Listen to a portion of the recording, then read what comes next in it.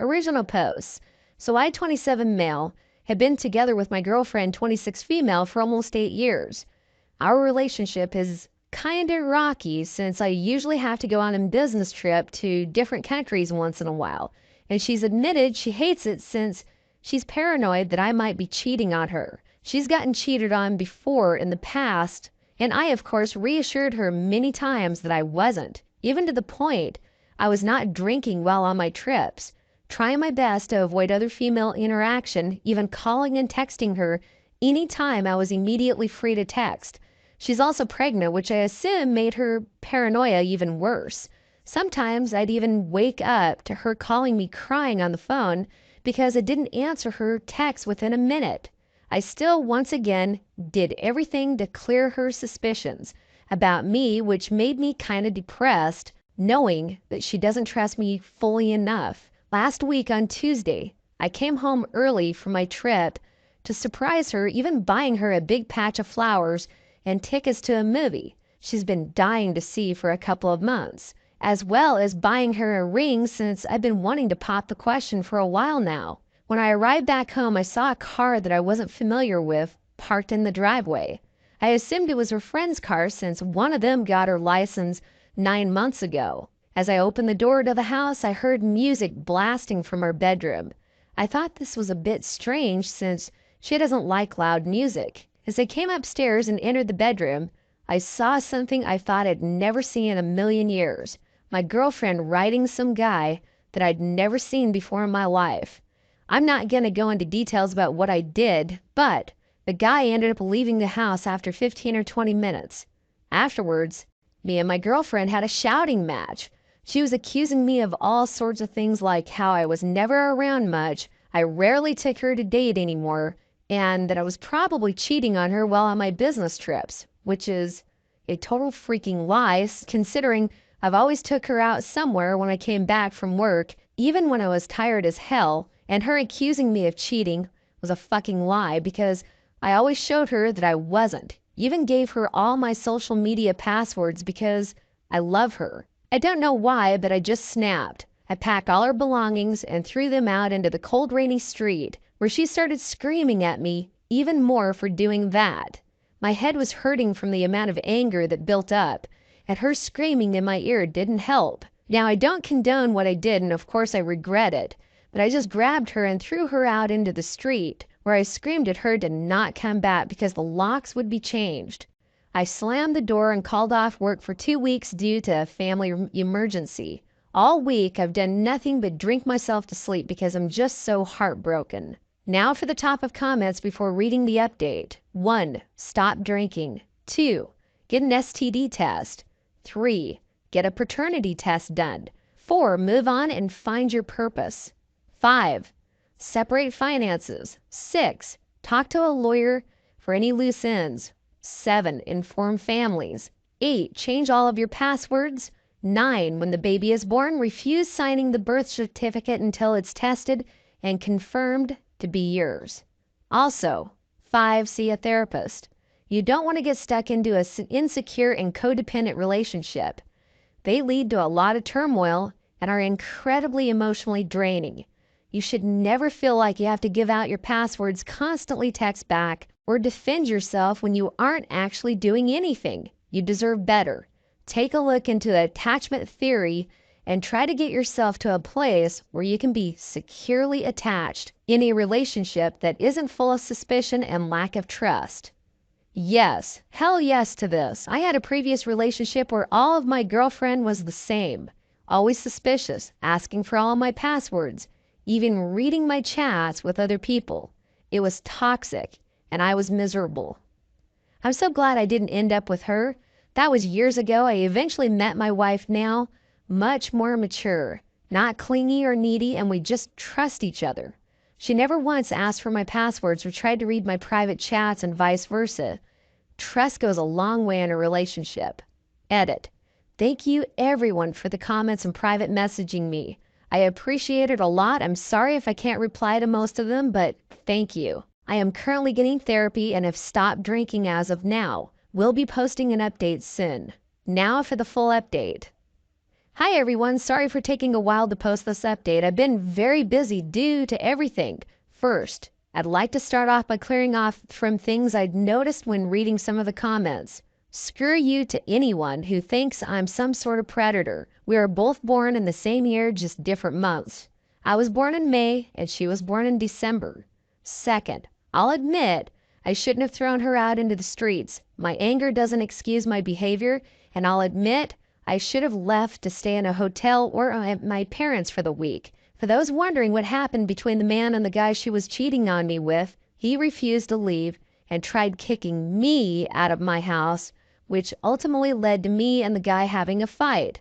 It only ended with my ex threatened to call the police and demanded the guy to leave, which of course ended up doing. Third, I'd like to reply to the comments saying that my story doesn't add up about the flowers, tickets, and engagement ring. I had gotten the ring a month before and had left to go to the airport, as well as buying the available tickets to the movie online. The flowers I had also bought was some from a nearby supermarket in the town that I live in. If you have any more questions about this whole situation, I'd be happy to answer them. Now on to the update. If you didn't see my edit, I'm currently at the moment getting therapy because of her cheating on me and my anger as well as my drinking. I didn't realize how bad it was until that night, and her cheating on me has been a wake-up call on my end. I'd also like to say that my ex has been calling and texting me non-stop begging for my forgiveness and that we can work things out, and she's also been trying to gaslight me into letting her back into the house, saying all sorts of things. You can't just throw your own kid and girlfriend out onto the streets. This baby is yours and you need to take full responsibility for it. All that bullshit. No way. I'm actually done. I should have called off the whole thing the minute she started acting crazy. Today, she also tried to break into my house, which I, of course, immediately told the police about, and she was detained for a couple of hours until she was let go. Not sure why she didn't get arrested. Her parents have also been breading me for kicking her out onto the streets, and she now has to live with them until she has enough money to buy a place of her own. Once again, I will wholeheartedly admit that I shouldn't have put my hands on her and thrown her out onto the streets. I know it was wrong of me and I take full responsibility of my actions. I'm currently looking for a new house in a different town at the time being so I can get away from here. This place holds too many bad memories and I just want to escape it all. Thank you all for the nice comments and DMs I received. I'm sorry I couldn't reply to them. I'm just not in the best mindset to do so, but I appreciate them a lot. I'm sorry if this isn't the update that you guys wanted, that I just wanted to clear some things before leaving Reddit.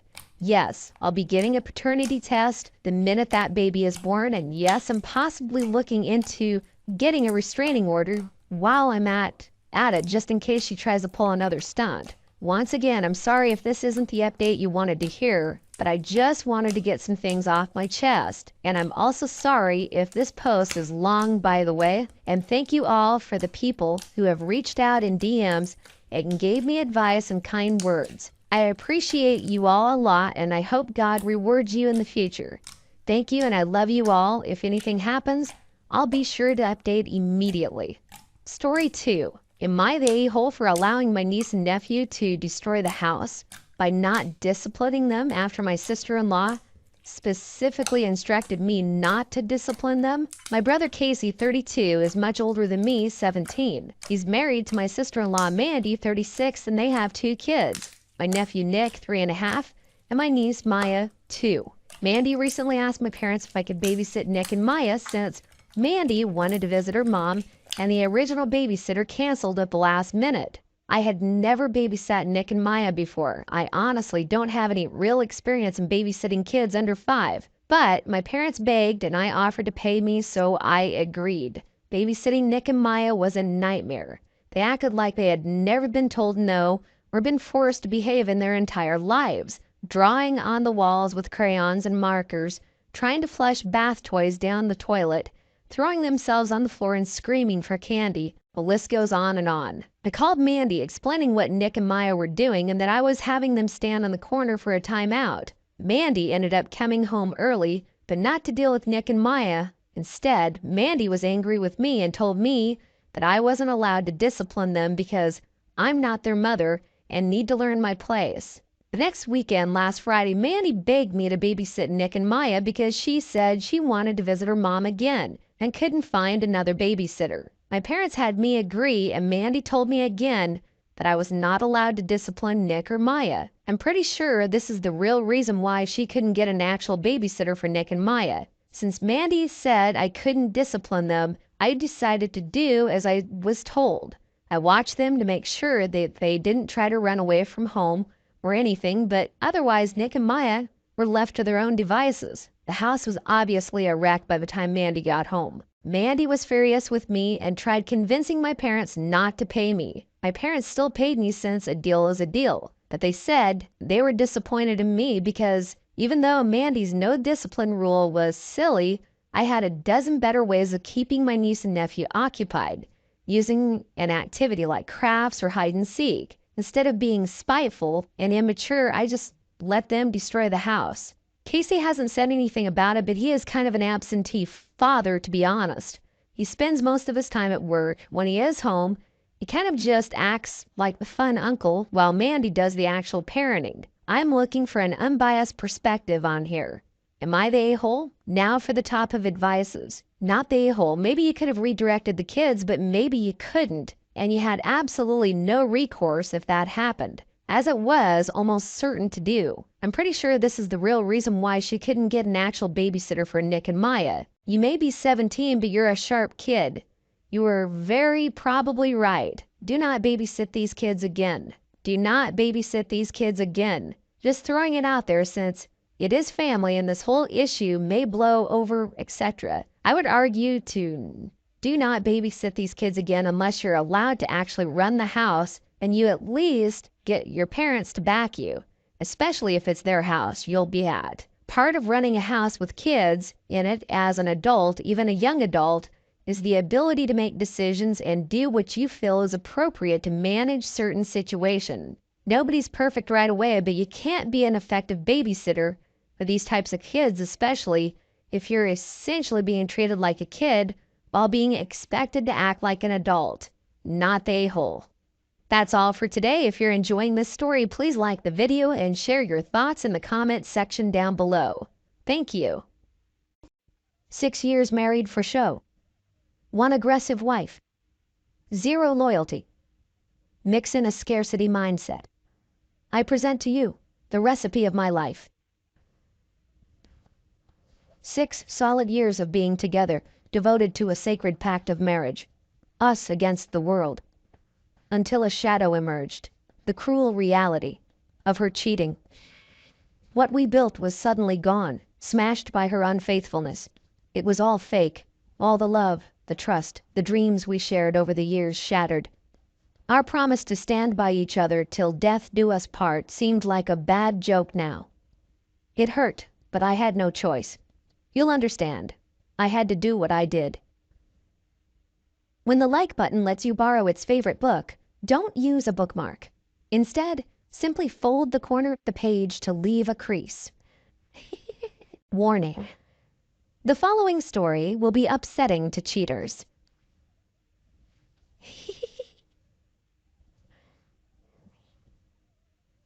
This is a long story, but I'll try my best to make this short. We'll have to make multiple parts, though, to get the full picture through. My soon-to-be ex-wife, who we will call Lola, and I got married in January 2020. I was 22 at the time and Lola was 21. We got married in secret, only our close friends knew. At this time, we were living on campus at our university in Miami, both coming from 2 counties away where our families lived as well. As soon as we got married, it was a toxic nightmare. For starters, she was secretly texting her ex-boyfriend from high school, who we will call Carlos. She stated they were just friends now, but this didn't sit right with me, as this person was also her first one. I'm not the type of person to go into someone's phone, as I wanted to trust her. However, she started trying her hardest to hide her phone screen from my point of view, and whenever I touched her phone, she would go crazy. At some point, I was able to figure out her passcode and check her messages. However, I wasn't able to find any proof to follow up on this. Fast forward to March 2020, the pandemic hits and everyone is forced to move back home. We were in a weird position, as we still haven't told our families, so we wore our rings in secret. Everything was seemingly okay until the first week of April 2020, she just randomly stated she wanted a divorce. It shattered my heart to hear that, as I cried and begged her to stay. I tried asking where did I go wrong or if I wasn't doing enough for her. She just stated she just didn't love me anymore and that she wasn't the one for me. For about a week I was trying my best to save our marriage. I was at her mercy to try to make things work out, but she's extremely stubborn. At the end of that rough week, I decided to finally accept that she doesn't want to be with me anymore. It was hard to accept, but I figured we shouldn't drag this along anymore. I only asked for her to return the wedding rings I gave her, however she refused to give them back as she stated. It was a gift for her and she was entitled to keep them. Legally speaking, she may have been right. However, I didn't feel like she deserved to keep them as we were no longer going to be together. The rings were real. I was on a payment plan for them for about 3 years with only 4 months in so far. We argued about this over the phone, to the point I hung up and cried myself to sleep in bed. Later I spoke to my mother and she asked what was going on. I confessed everything to her, and she held me in her arms and told me everything was going to be okay. The next day we both went to Lola's home to where we confronted her mother and told her the truth as well. It became an argument between our mothers, with Lola still upstairs refusing to see me, but was texting me asking what the hell was going through my mind to get our families involved. It was then agreed by our mothers that the rings would be given back to me, but on another day. About 2 days later I get a call while at work from Lola. She was crying, stating that her mother was kicking her out because she got married in secret. She stated she still loved me and was willing to give us another try, agreeing to cut off Carlos, and that we should move in together and live as a married couple. Being the idiot in love, I rushed out of work to meet up with her. And then we immediately started looking into apartments in the area. I was able to get us an apartment that was fairly cheap due to the pandemic, and the move-in date was within 3 days. When I got home, I told my parents the news, and my mother was not happy about this. She explained that I was making a mistake, that I needed to rethink all this. My father was disappointed, but stated it's my life, my choice. For the next few days, my friends helped me move things from my place, and I barely talked to my parents within those days. It was heartbreaking for my mother the most, and it hurt me seeing my mother upset as well. The first day in, I felt like our marriage was finally moving in the right direction, and I was finally feeling that happiness I was feeling before she told me she wanted to divorce me. However, that happiness did not last long.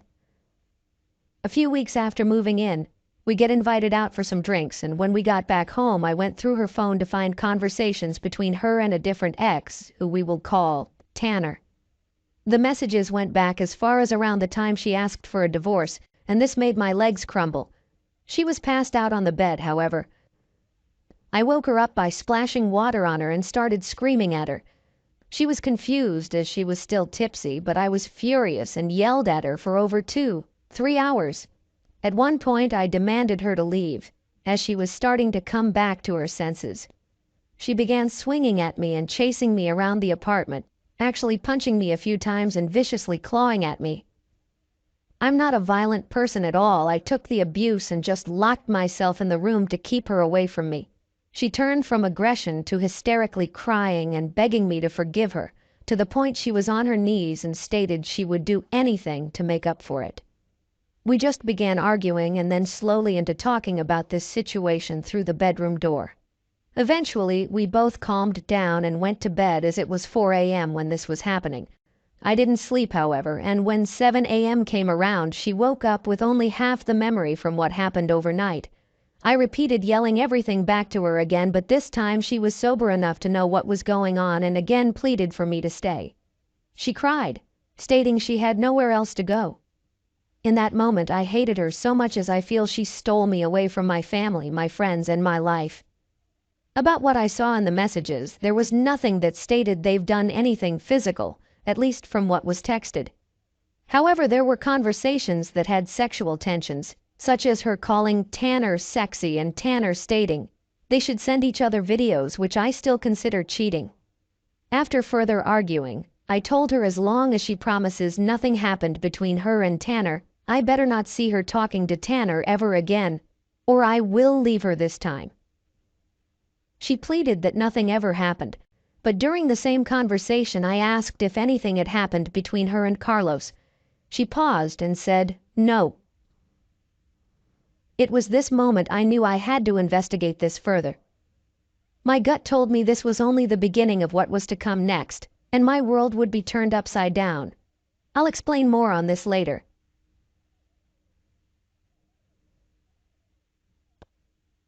Following my previous post, we are now in May 2020, when I asked if anything happened between her and Carlos.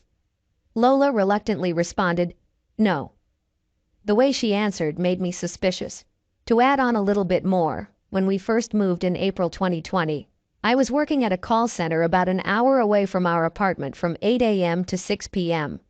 She was not working due to her job being closed, so I had to start doing Uber Eats, Postmates, and DoorDash, which would usually be between 8 p.m. and 2 a.m. after work or whenever on my days off from work. Also, after the first night we moved in, I was given the cold shoulder from her every night. While I'm working, she would text me cute things, such as her repeatedly saying she loves me and waiting for me to come home to cuddle. However, once I got home, she would barely touch me or look at me, which led to my discovery about her and Tanner. Anyways, now we're in June 2020, weeks after the incident. At this point, I'm keeping my distance from her, keeping my same work routine, while also trying to finish college classes online. She was not working yet, but whenever I came home it was never cleaned up, unless I did it. Around this time she also adopted a mini golden doodle, but when we moved in I brought my Malshi along with us, who she loved dearly until our doodle came around, also giving him the cold shoulder. Malshis are the friendly, loyal, and cuddly cross of the Maltese and the Shih Tzu. For the next few months it's been nothing but the same routine. We tried to talk and go out on dates, but it always ended in silence. I tried to break the ice and see if we can work it out, but she never wanted to express herself. Little by little I felt my love for her going away as I became numb to her treatment towards me. That was until October 2020 when she finally opened up to me. She apologized for her treatment towards me the past few months. We felt like we were both ready to leave the past behind and just focus on us now. It was us against the world. This felt more powerful when I caught COVID the following month, where she cared for me the way a wife should. She ended up catching it from me once I recovered, and I returned the favor. After that, we started acting more like husband and wife. She finally started getting into my hobbies such as video games, anime, art, and photography, even coming along with me during my late-night deliveries, where we would vibe out to music and she would help as well. We discovered new things about each other, went on dates, and honestly it felt heartwarming being in her presence again. That spark between us was finally coming back, but I still had a secret grudge against her actions, as it was hard to move on from it. All was going good until a few days before Valentine's Day 2021, where I made another discovery. These past months I still secretly went through her phone every now and then, but honestly never found anything between her and Tanner besides what I already knew. However, I decided this time to take it a step further and look at messages between her and her bestie, who Lola would constantly send all the gossip to with long messages and screenshots. Going through the messages made my heart sank even more when I found more details about her and Carlos. Turns out that Lola and Carlos slept together a few days before she asked me for a divorce, and this was actually the real reason for her asking me for the divorce. As I kept reading, turns out Lola and Carlos had a conversation sometime in October, I guess for some closure between them, which is why she finally decided to give us a shot. Oddly enough, I was not surprised this time. I woke her up from her nap and just straight up confronted her about what I just read in a surprisingly calm tone. She started crying and apologizing again, and then I just stepped out and went for a drive to clear my mind. Many dark thoughts were going through my head, feeling like I had no one to turn to. For the next few days I avoided her as much as possible. We still slept in the same bed, but there was no physical touch between us. Now Valentine's Day morning, I get a couple of nudges from her in a cutesy tone asking what did I plan for her today. Keep in mind, I'm extremely exhausted from work and my deliveries from the whole week, and obviously I'm still heartbroken and feeling betrayed. She notices my reaction and starts crying, saying that I didn't plan anything out for her. Once I heard that, I jumped out of bed and began scolding her about how crazy as hell she has to be to think I would do anything for her, after what I just discovered. I yelled at her how she does not deserve anything from me and how our marriage is a total disaster. Now you may be wondering, why am I even still here with her? Well, at this point in my life, I honestly did not have the energy for anything. I was completely blank, a complete 180 from the person I used to be. I used to be creative, make drawings and paintings, do photography and videography, and always looked forward to the next adventure. But I was hollow, feeling like, what's the point of life? I know I'm stupid for this, but I just felt like it was just easier to hide it from the world. We were already so deep into the marriage life that it felt like there was no going back, because if I did, then what would I do now? It was a dead end for me, and I blame myself for relying on her to make me happy despite also making me the saddest. Doesn't mean I forgave her or anything, I just became more numb. So after this discovery, we again entered another period of keeping our distance. Around April 2021, she took a trip to Peru with her grandmother, and honestly I was a little excited to have the place to myself for a change. I told my friends the news and they began showing up to my place frequently while she was away, not knowing what I know. They made me feel like my old self again, doing our old late-night shenanigans and old activities like game nights, watching movies, or just hanging out. I loved the happiness I was getting back, even if it was for a moment. At the same time, the lease on our apartment was up by the end of May 2021, and I've been speaking to my father about my wife of 11 years and I joined a weight loss program, shedding pounds and gaining fitness, only for my wife to flex her disloyalty. After I walked in on her full-body workout with her personal trainer, I divorced her and got him fired. Before we start, text the like button from an unknown number saying, "Enjoy the next 24 hours." Warning: the following story will be upsetting to cheaters.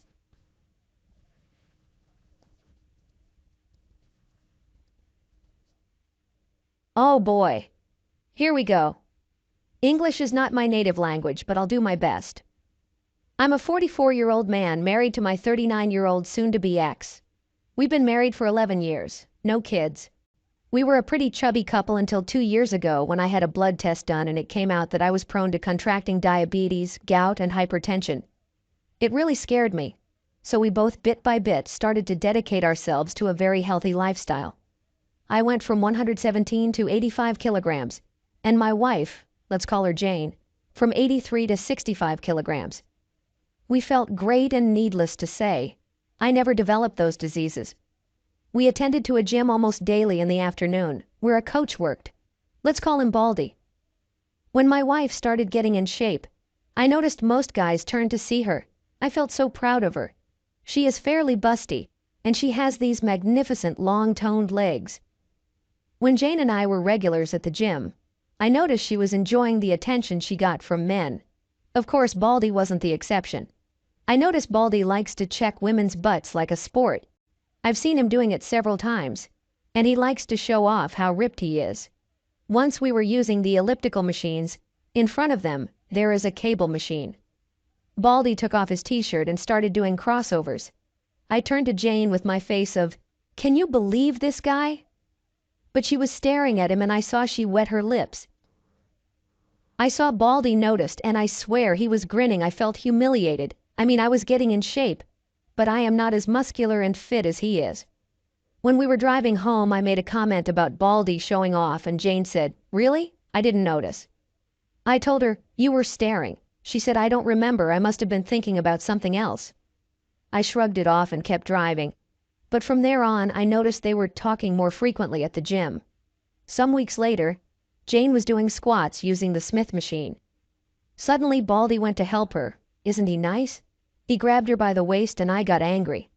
She finished the first set and I got there and told him, in a not-so-nice way, "I got it from here." Baldy just smiled and told me, "No probs, buddy." He calls everybody buddy, and walked off like a triumphant pigeon. Jane knows me very well, and when she heard my angry tone, she said, "My God, OP." I told her, "We'll discuss this at home." At home, drama blew up. She called me immature and jealous. I told her I noticed he was trying to get into her pants. She said that she knows that he's trying to, but she would never cheat on me. I asked, then why she let him touch her, and she said she didn't want to be rude. Seriously? About an hour later, arguing, we agreed to change gym. So we went to another place to exercise. But Jane was resentful at me in the following months. Her argument was that I don't trust her. On the third month after we changed gym, a very good opportunity opened up in my job, but in the afternoon. We discussed it and I took it, so we had to attend the gym at different hours. I went in the morning and Jane in the afternoon. This is when it all went south. Jane's resentment increased and we barely spoke. I sent her messages telling her about my day, that I miss her, memes, but she rarely replied or just sends the typical, "Yes, okay, same here, ha ha ha." I was very worried and proposed couple therapy. She said I was the one who needs therapy because I'm the one with trust issues. I agreed. I was so desperate to fix our marriage that I thought it was all my fault. So the following year, 2022, I went to therapy, but Jane's behavior didn't change. We weren't intimate anymore because she never was in the mood. I had to shift gear. I snooped to her phone but didn't find anything out of the ordinary. I looked into her car for a second phone. Nothing. I checked her phone again to see her map history. It only showed me the GPS locations: house to work, house to the gym, back to the house. Whenever I tried to talk to her, she just said she feels that she's having a 40s phase. It'll pass. I never had any evidence of cheating, so I continued working, grinding and worrying. We live in a condo. The security guard, a very cheerful man called Mr. P, greeted me. We chat a lot. He was touching his shoulder and told me yesterday he had to move a heavy sofa, and he has some pain today. I was sympathetic to his pain, and as we were discussing it, he dropped the bomb. "Maybe you can arrange a meeting with your massagist." I told him who. He said, "The guy who came yesterday to massage Mrs. Jane." It took me a second to process this. I told him, "Do you have a video of him?" I think he noticed I was pale and hurried to show me. Guess who? Baldy, of course. He has come a few times to massage my wife. I took the day off and started investigating. I asked a coworker for his car and I followed Jane in the afternoon. She parked her car at the mall where the gym is, and there he is. Baldy, waiting for her. They giggle and behave like an actual couple. Kisses, hugs, the whole shabam. And I feel myself being torn from the inside out. They walk a couple of blocks and go into a residential area. I tried to follow them with my phone ready to record, but the guard stopped me and asked, "Can I help you?" I just said, "What a nice couple, do you know them?" He said he thinks they are newlyweds but can't tell me anything else. I called Jane but she never answered. I went to her car in the mall and wondered why that place doesn't show on the map. I dial again and I can hear her phone inside her car. That's why. I also found out Jane hasn't attended the gym in 8 months. I didn't know that the previous night was the last day I slept with Jane in the same bed. But now I'm sure of that. I returned the car and went home and called my parents. Fortunately, my dad answered and I told him everything. I was crying and he comforted me and told me, "Get evidence." Obviously, my marriage is over, and I need all I can gather while he'll contact one of his friends who is an excellent divorce lawyer. Jane called me when she saw the 2 missing calls. I just told her I was already at home and she told me, "I'm on my way from the gym. My butt is killing me." Yeah, I can guess. When she saw me, she asked, "What happened? Why did you cry?" I don't know how, but I was mentally focused. I smiled and told her I got the flu. That's why I left work early. "Don't come near me. It might be the bug, and I'll be tested first thing tomorrow. I'll sleep in the spare room." She agreed. I was hurting silently and didn't sleep a wink. Nearly midnight, I heard her giggling. I guess she's messaging Baldy, but I didn't find any evidence of contacting another man. Then it hit me. Why didn't I see it earlier? I bet her affair partner is disguised as one of her female coworkers. In the morning, while Jane was in the shower, I took her phone and created a session in my laptop and put her phone back in the same place. We both can unlock our phones. The session works while the phone is close to my laptop or in the same Wi-Fi account. Then I saw it. Under a female name, the profile picture was a dumbbell. I entered and most of the conversations were deleted. I guess they use work words as code in case I snooped. Can you deliver the papers on my desk? I know she doesn't have a desk at work. Going to the meeting, where are you?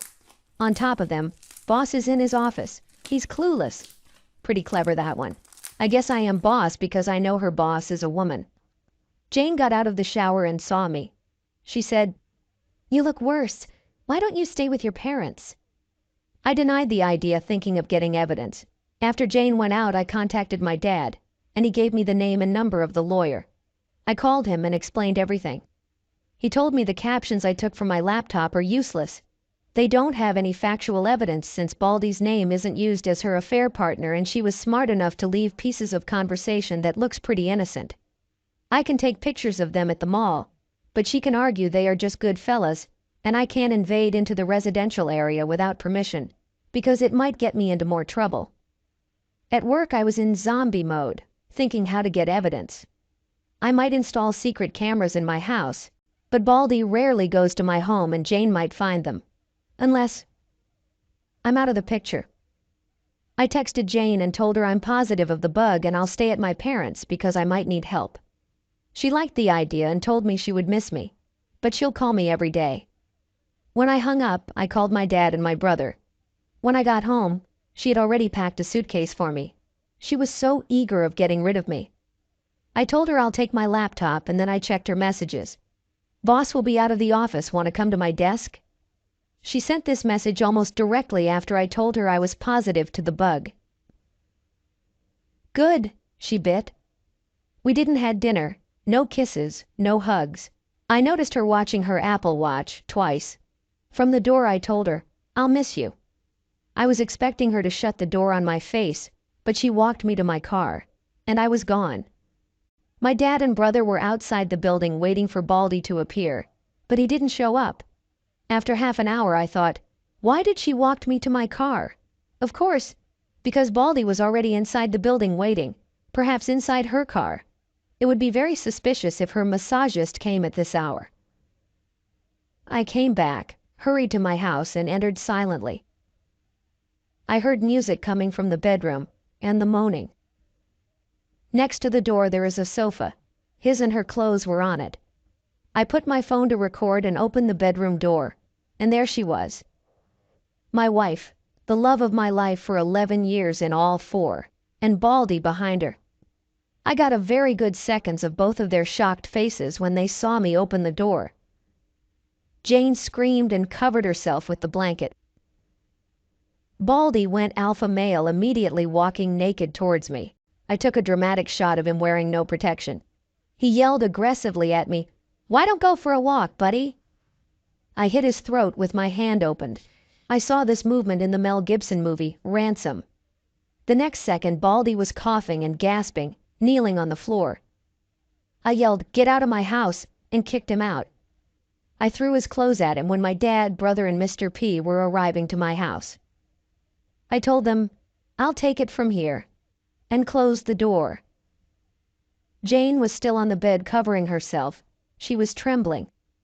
I told her, "I have never hurt you, nor will I. Get dressed. I'll wait for you in the living room." While I was waiting, I sent the video to my lawyer and he answered, "I'm sorry for you, but jackpot." A few minutes later, Jane showed up. She couldn't look me in the eyes. I started recording the conversation. I asked why. She didn't answer. "Was I such an awful husband to you?" She started crying but didn't answer. "Do you love him?" She shook her head, but no words. I stood up and hit the table. "Say something, Jane. Damn it." She opened her eyes wide and started trembling again like a scared puppy. I have never yelled at her before. I sat and talked calmly. "My lawyer will contact you for the divorce. Get a lawyer." She finally spoke. "We can fix this." Fix what? Our marriage was over since Baldy was in the picture, and you choose him over me. She said, "It was a mistake." I told her, "No, it wasn't. It was a choice you chose, and this is the consequence. What did you think would happen when I find out?" Silence again. "Go to your sisters and tell her the truth, or I will show what I walked into." She went to the bedroom and started packing. I followed her and watched. Since 2 days ago I was trying to convince myself my wife is long gone. The person who I shared my house with is not my wife. But seeing her, putting her clothes inside the suitcase neatly, with her gracious movements and those little things I love of her hit me hard. I went to the spare room and started ugly crying. I heard when she closed the main door. She picked her clothes that were on the sofa. She made the bed where I caught them and I dropped on the floor. Sometime later I called my dad. He told me Baldy wanted to press charges, but Mr. P told him he didn't sign in, so he's trespassing. The condo can sue him. He dropped it and went out. My nosy brother pressed his ear on the door, and my dad took him from the other ear to his car. I was exhausted. The previous days I didn't sleep well, so I almost passed out on the spare room. Next morning my phone had a lot of Jane's messages apologizing and asking for a second chance. I just blocked her. My sister-in-law called me. Apparently Jane hasn't told her what happened, just that we're fighting. All this happened a week ago. Next week Jane is going to be served. I guess it's good my father-in-law is not alive to see Jane's behavior. She was the youngest and his favorite. Mother-in-law has senile dementia.